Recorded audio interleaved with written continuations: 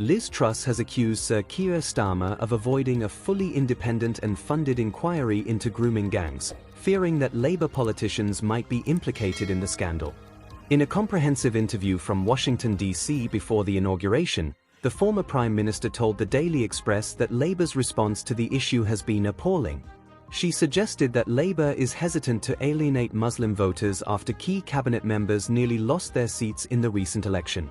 Truss also claimed that Donald Trump has a greater affection for Britain than Starmer and hinted that Rachel Reeves might face a situation akin to a 1976 IMF bailout due to her economic management.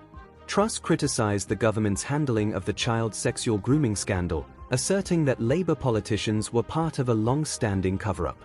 She stated, "There's no doubt about that. Keir Starmer's role as Director of Public Prosecutions will be examined closely." She emphasized that Labour is cautious about upsetting Muslim voters, which has influenced their actions.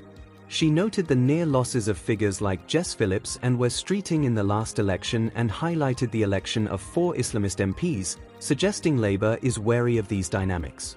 Truss accused Starmer of putting electoral interests above the welfare of girls in the country. While expressing her frustration with Starmer, she remarked that Home Secretary Yvette Cooper is constrained by a political system that allows underperforming public officials to remain in their positions without accountability.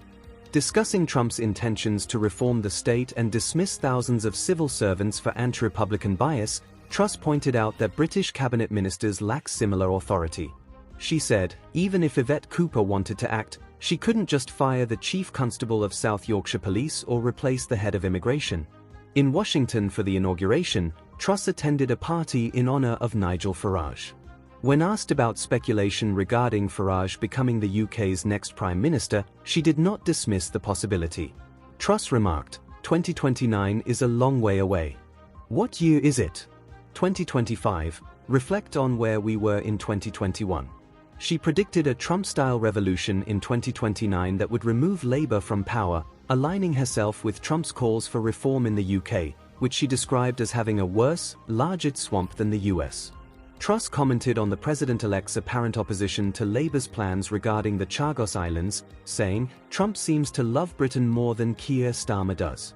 She criticised Starmer as part of a liberal elite that tends to criticise Britain's past rather than embrace it. Having resigned after just 49 days in office due to economic instability following her mini-budget, Truss expressed satisfaction with Reeves' economic challenges, which have led to rising borrowing costs and a weakening pound. She criticised the different responses from the establishment and media to the 2 economic crises, suggesting Reeves is receiving preferential treatment because the socialist establishment supports her.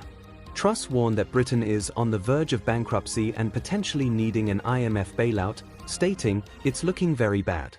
I can't see the Labour Party making the necessary spending cuts." She praised Kemi Badenoch's assertion that the British state needs a complete overhaul but cautioned the Tory leader to be more specific about her policy strategies. Please like, share and subscribe to my YouTube channel for more videos.